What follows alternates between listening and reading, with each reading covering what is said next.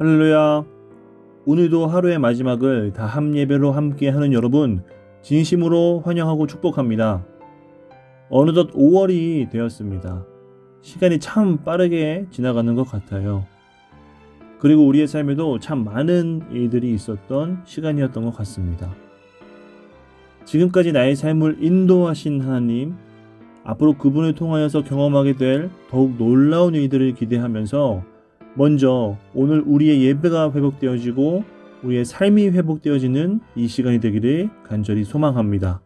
하나님의 다함없는 은혜와 사랑을 마음껏 누리고 찬양하는 이 시간 되기를 간절히 소망합니다. 함께 찬양하실까요?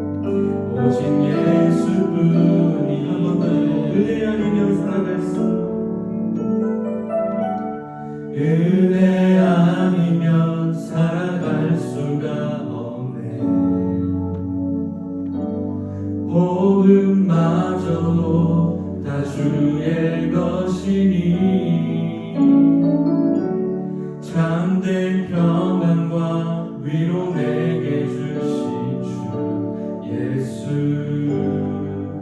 오직 예수뿐이네.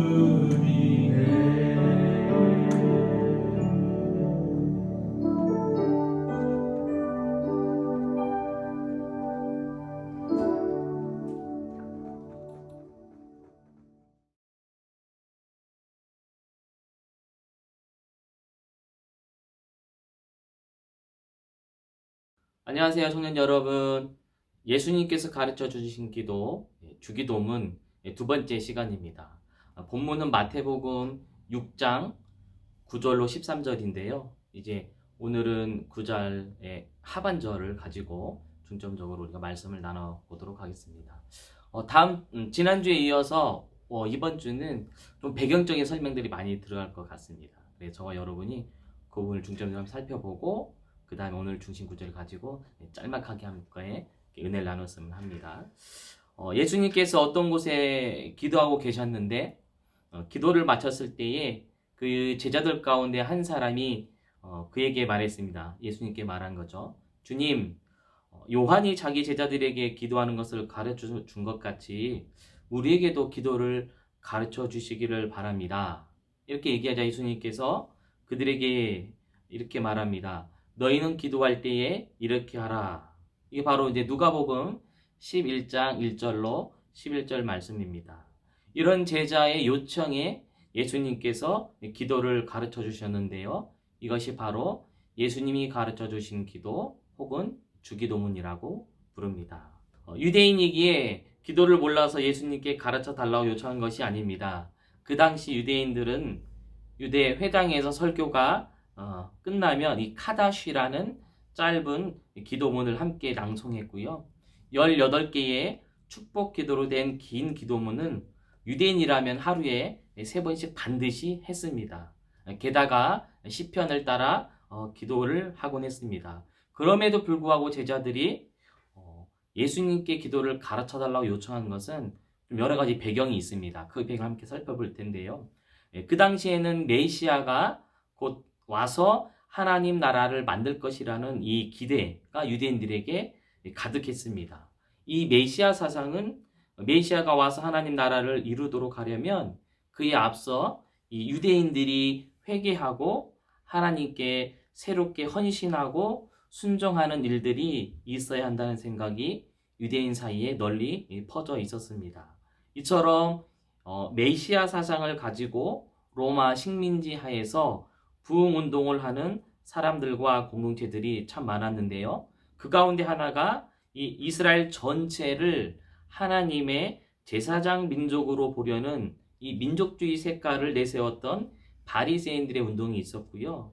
또 하나는 이 사해 주변 쿰란이라는 동네의 동굴에서 살면서 구약을 연구하던 이 에센파 운동이 있었습니다. 그리고 우리가 흔히 알고 있는 회개하라, 천국이 가까웠느니라 외치며 임박한 종말과 하나님의 심판을 선포했던 세례 요한의 운동이 있습니다. 이런 부운동을 하던 공동체들은 자신들의 이상, 그다음에 소망을 담아 이 특별한 기도문을 작성했습니다. 그 기도문은 하나님에 대한 이해, 또 하나님의 구원 사역에 대한 이해, 또 자신들의 이상과 소망을 담은 기도였습니다. 이런 기도문은 그 당시 부흥운동을 하는 모든 공동체에서 흔한 일이었습니다. 이 세례 요한도 그 제자들에게 이 기도를 가르쳐 주었는데 이제 선생님도 우리에게 기도를 가르쳐 주셔야 합니다 라고 제자 중에 한 사람이 그렇게 물어본 것이죠. 그러자 예수님께서 가르쳐 줍니다. 하나님에 대한 이해, 또 하나님 구원 사역에 대한 이해, 예수님의 이상과 소망을 담아 기도를 가르쳐 주셨습니다.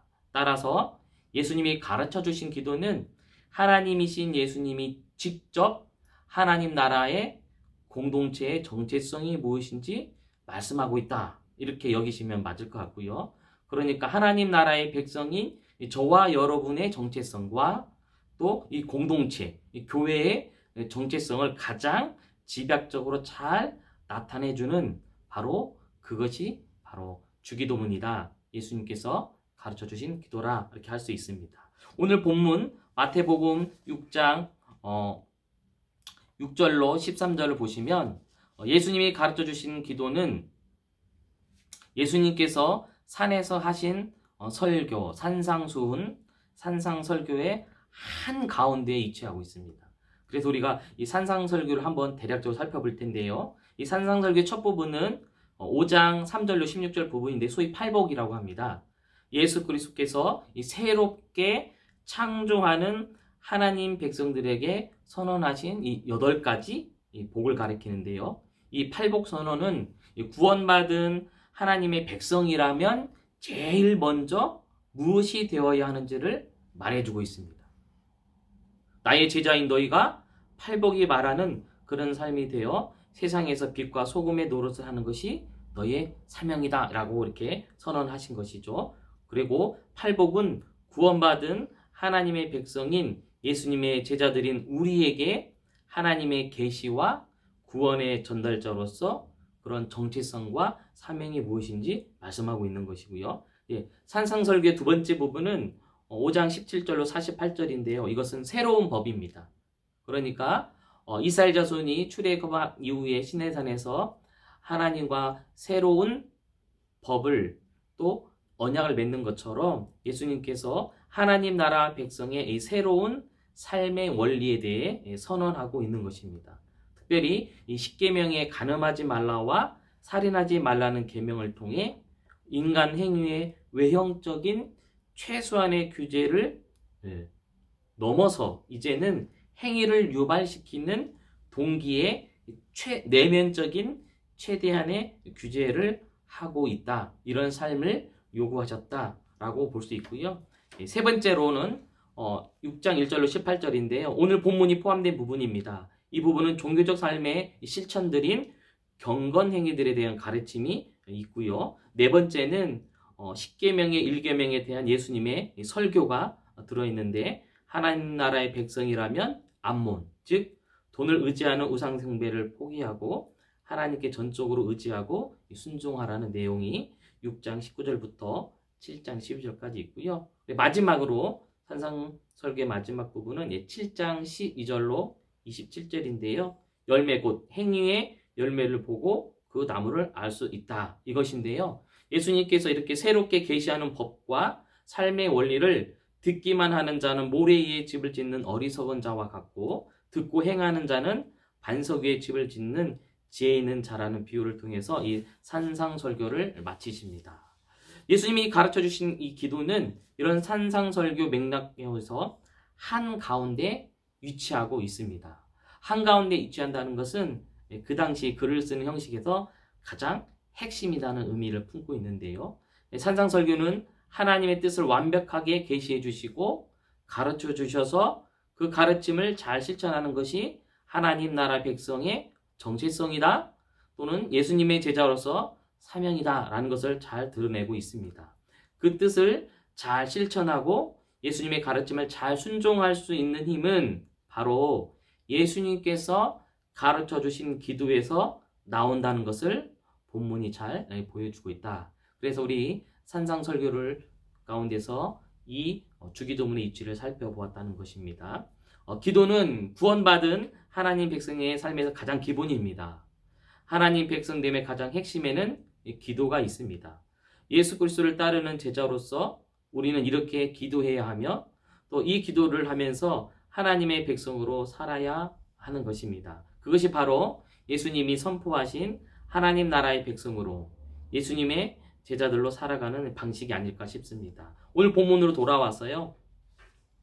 예수님이 가르쳐 주신 기도는 몇 부분을 나눠볼 수 있습니다. 하늘에 계신 우리 아버지여 라고 하나님의 이름을 부르는 것으로 시작하고요. 당연히 우리 기도의 대상이 누구인지를 밝히고 있는 부분이고요.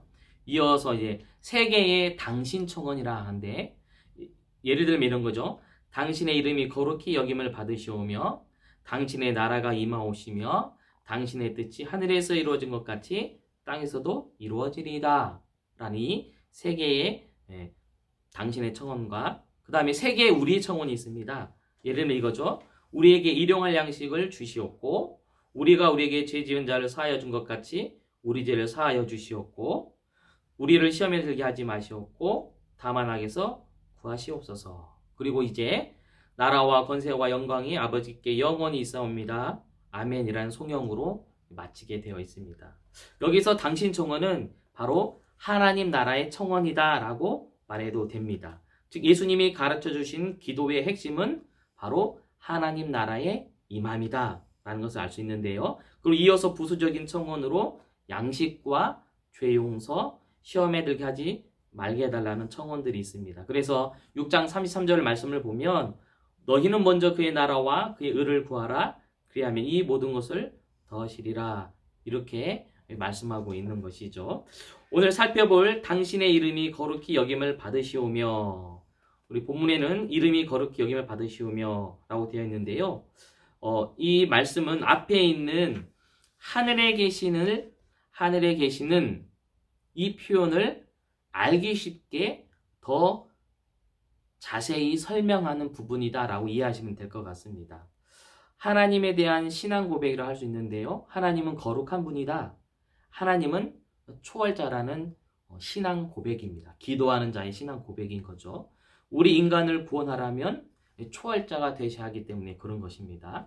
그 하나님이 이렇게 초월하셔서 구원하실 만한 능력이 있으신 분이기는 하지만 우리 인간에게 다가오시지 않고 또 내재하시지 않고, 그래서 우리에게 은혜를 베푸시지 않고 우리에게 아빠 노릇하지 않는 채 하늘 꼭대기 보좌에 홀로 고고하게 앉아 계시기만 한다면, 다른 표현을 하면 신의 초월은 강조하나 신의 내재, 즉 우리를 구원하러 우리에게 와야 한다는 이 성육신을 부정하는 이슬론자들, 즉 이슬람과 같은 종교이죠. 한다면 우리에게 구원이 일어나지 않습니다. 이 초월하신 하나님이 우리 가운데 오심, 이 성육신은 우리에게 친근한 아빠 노릇을 해주셔야만이 이 구원이 가능한 것입니다.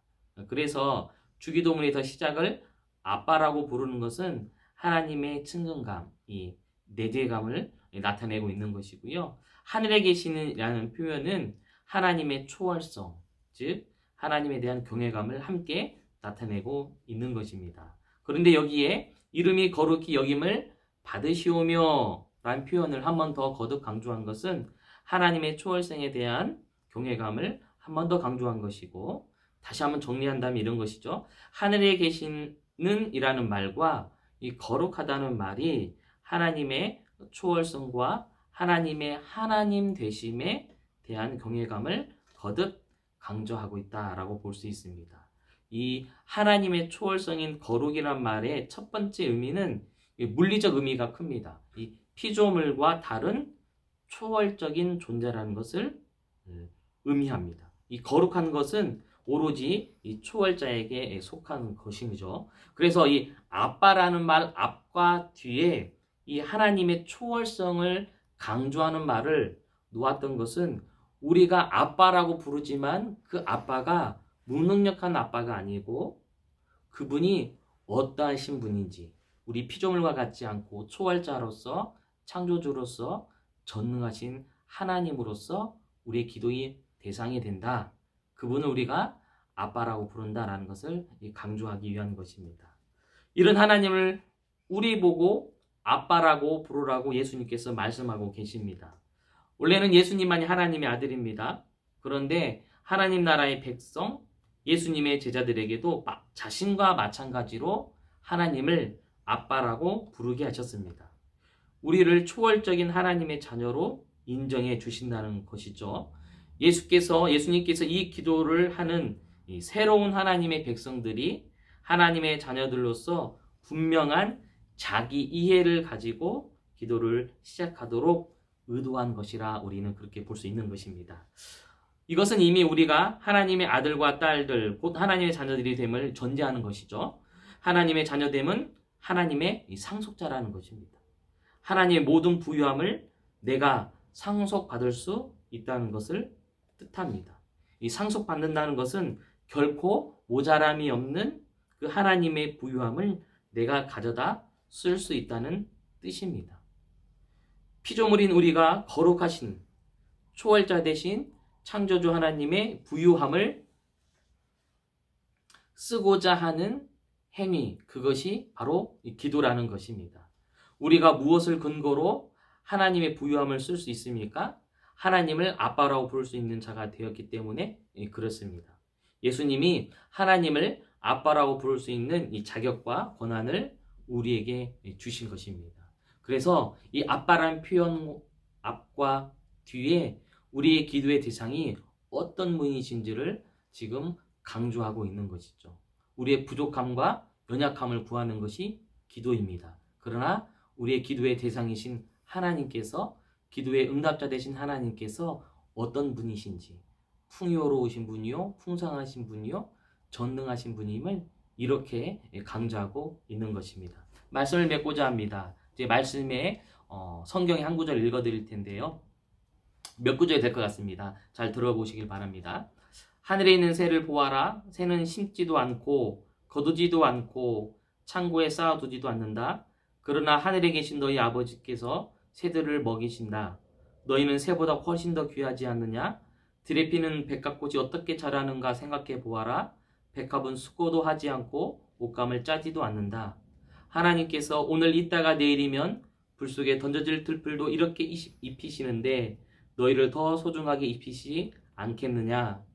그러므로 무엇을 먹을까? 무엇을 마실까? 혹은 무엇을 입을까? 하면서 걱정하지 마라. 이런 걱정은 이방 사람들이나 하는 것이다. 하늘에 계신 너희 아버지께서 너희에게 이 모든 것이 필요한 줄을 다 아신다. 그러니 너희는 먼저 그의 나라와 그 아버지의 의를 구하라. 그리하면 이 모든 것들이 너희에게 덤으로 주어질 것이다. 그러므로 내일 일을 걱정하지 마라. 내일 일은 내일 걱정할 것이요 오늘의 고통은 오늘로 충분하다. 우리가 아빠라 부르며 기도하는 하나님은 거룩한 하나님이십니다. 피조물이 아니라, 부족하신 피조물이 아니라 전능하신 초월자 되신 그런 하나님이십니다. 그분의 부유함을 마음껏 쓸 수 있는 자들이 바로 예수 그리스도 안에서 자녀된 저와 여러분입니다. 부디 하늘에 계신 우리 아버지여 이름이 거룩히 여김을 받으시오며 라는 그 고백이 변치 않기를 예수님의 이름으로 간절히 축원합니다.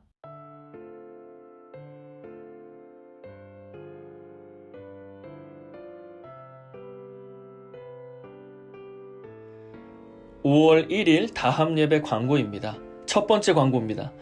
예배 정상화를 위한 준비 과정으로 4월 26일부터 제한적으로 예배를 드리고 있습니다. 지난 주일에는 2부, 3부 예배를 제한적으로 개방했고 임직자, 사역자, 봉사자, 교구 지역장, VG 리더분들이 참석하여 함께 예배를 드렸습니다. 5월 3일인 이번 주일에는 1부부터 4부 예배를 제한적으로 개방하게 됩니다. 청년교구는 4부 예배에 참석하게 되고요. 대상은 셀리더, 봉사팀, VG 리더분들이 참석하여 예배를 드릴 예정입니다. 곧 청년교구의 모든 지체들이 차례차례 예배에 참석할 수 있도록 준비 중입니다. 그러니 다들 조금만 기다려주시길 부탁드리겠습니다. 두 번째 광고입니다. 큰숨 맑은 샘 5월호가 나왔습니다. 주보 6면에 보시면 총 14곳이 기재되어 있는데요. 그곳들에서 판매 중이니 참고하시기 바랍니다. 세 번째 광고입니다. 오늘로 2주째 다함 예배가 주기도문 시리즈 청년아 이렇게 기도하라로 드려졌습니다. 앞으로 6주 동안 계속 진행될 주기도문 시리즈를 통해서 예수님께서 가르쳐주신 기도를 배우고 깨닫고 적용하는 시간이 되기를 간절히 소망합니다. 다함 예배는 어김없이 다음 주에도 우리 청년 여러분들을 찾아갈 예정입니다. 다음 주에 또 만나요. 사랑하고 축복합니다.